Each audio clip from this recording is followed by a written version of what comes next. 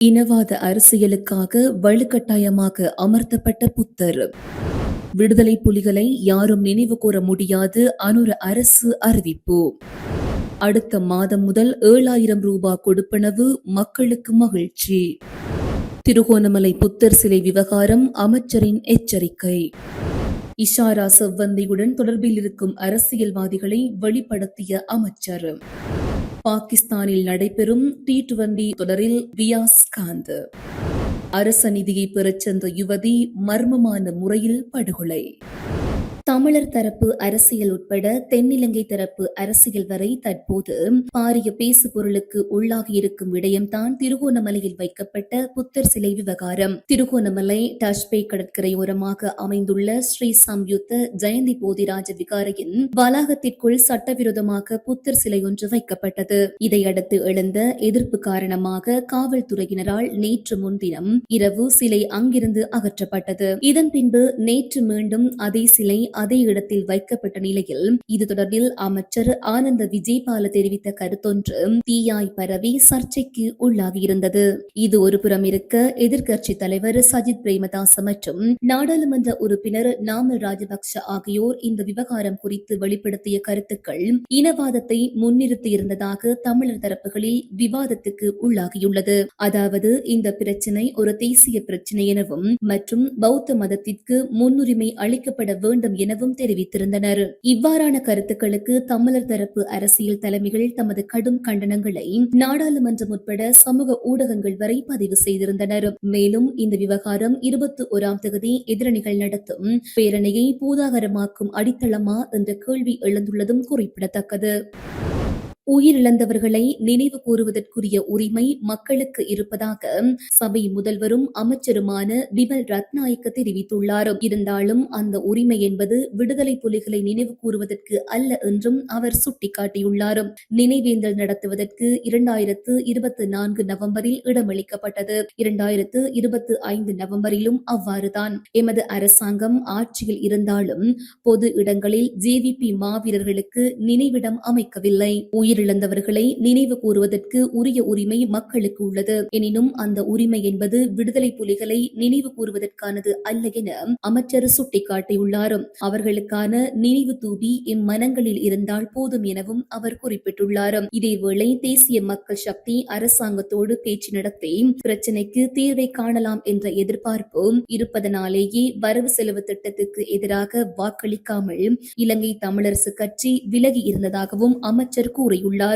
அரசாங்கத்தை விமர்சிப்பதற்கு புதிய ஆயுதங்களை எதிரணிகள் உருவாக்கிக் கொள்ள வேண்டும். எமது அரசியல் கொள்கை எவ்வளவு வலுவானது என்றால், மலையகத்தை பிரதிநிதித்துவப்படுத்தும் 4 தலைவர்கள் வரவு செலவு திட்டத்துக்கு ஆதரவாக வாக்களித்துள்ளனர். இந்நிலையில் தேசிய சமத்துவத்துக்காக நாம் முழு அர்ப்பணிப்போடு செயல்படுவோம் என அமைச்சர் விமல் ரத்நாயக்க மேலும் தெரிவித்துள்ளமை குறிப்பிடத்தக்கது.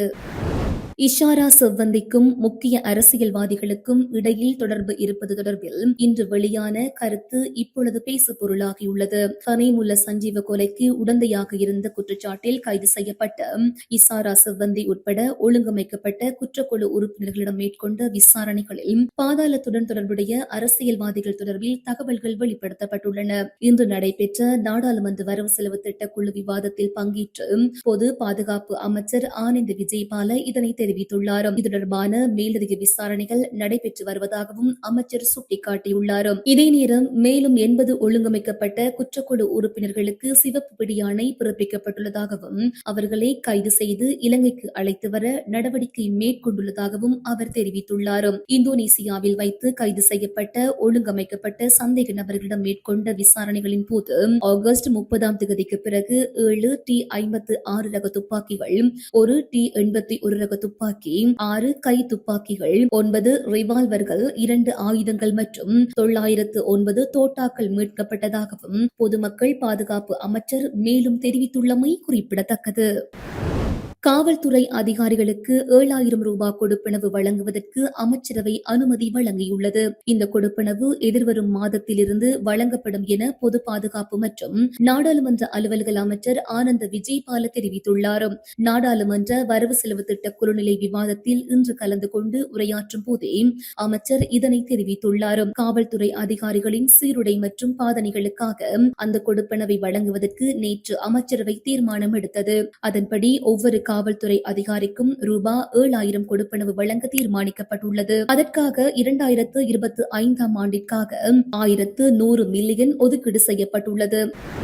ரத்தினபுரியில் அஸ்விஸ்ம பணத்தை பெற்றுக்கொண்டு வீடு திரும்பும் போது யுவதி ஒருவர் கொலை செய்யப்பட்டுள்ளார். பேபி ஷானி என்ற 21 வயதுடைய யுவதி நேற்று முன்தினம் மர்மமான முறையில் கொலை செய்யப்பட்டுள்ளார் என தெரிய வந்துள்ளது.